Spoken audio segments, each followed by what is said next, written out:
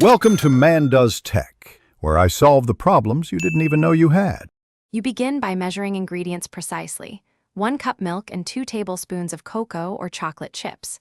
Place a small saucepan on low heat so the milk warms slowly and won't scorch.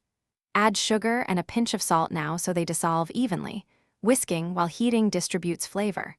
Once the milk shows tiny bubbles at the edge, reduce heat immediately. Make sure to keep the whisk moving to prevent a skin or burned bottom, because even gentle heat concentrates sugars and milk solids. Once the milk is warm, add the chocolate gradually so it melts evenly. This prevents clumps and gives a glossy finish. If using cocoa powder, mix a small amount of warm milk into the powder to form a smooth paste before stirring back into the pot. This step avoids grainy texture. Continue whisking constantly and keep the heat low. Boiling will separate fats and change mouthfeel. Make sure to taste and adjust sweetness now, because cooling dulls sweetness, and you can correct it while the mixture is hot.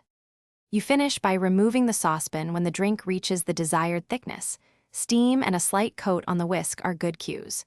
Pour into a cup and top with foam, cinnamon, or whipped cream for texture contrast and aroma. If the mixture cools and thickens too much, reheat gently with a splash of milk while whisking.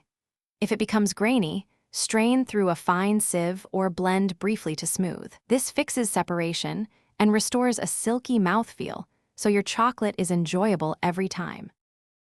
Thanks for watching. If you found this helpful, don't forget to like and subscribe.